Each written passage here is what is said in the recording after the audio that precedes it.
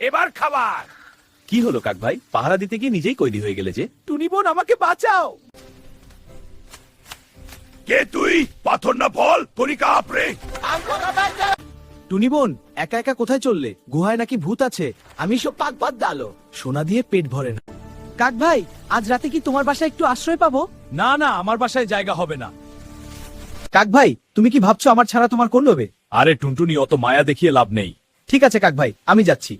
কোনো ভয় নাই ছানারা, আমি তোমাদের পাহারা দেব। দেখা করি। ভয় নাই রে ভাই, টুনটুনির ছানাদের কোনো ভয় নাই। এই গাছটা বনের সরকারি সীমানার বাইরে। নিচে নামে শিকারীরা হয়তোই দেখেছে। দৃশ্যপাত, আমি এখানেই থাকি। অত চিল্লাচ্ছিস কেন? শিকারীরা বুঝে ফেলবে তো। ওরে শিয়ালের দল, এই গাছটা নিশাচর দচ্চির ঘর। টুনিবন, বনটা আজ খুব শান্ত। শত্রু নিজের জালে ফেসে গেছে কাক ভাই। তোমরা খুব বুদ্ধিমান, আমি তার সহকর্মী। এই নিন পবিত্র ফল। সাধু, দেখি তো চাকটা। সাধু মামা, মধুর স্বাদ কেমন? আর না, পালাচ্ছি। টুনিবন, দেখো তো শিয়াল মামার কি হয়েছে। মনে হচ্ছে সে আর বাঁচবে না। ওরে বাবারে, একই লতা দিল রে, শোনো না। নাগরাজ, ওই উঁচু গাছের কোটরে টুনির ছানারা থাকে। আপনি যদি একবার গিয়ে ওঠলেন।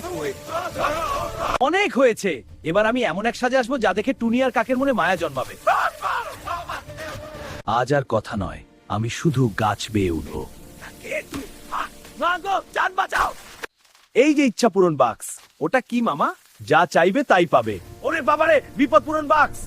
শিয়াল মামা গ্রামের কসাইয়ের দোকান থেকে মাংস চুরি করতে গেছে। হ্যাঁ, পালাও শিয়াল। এই গাছে অশুভ বাতাস। আজ রাতে এখান থাকলে পাথর হয়ে যাবে।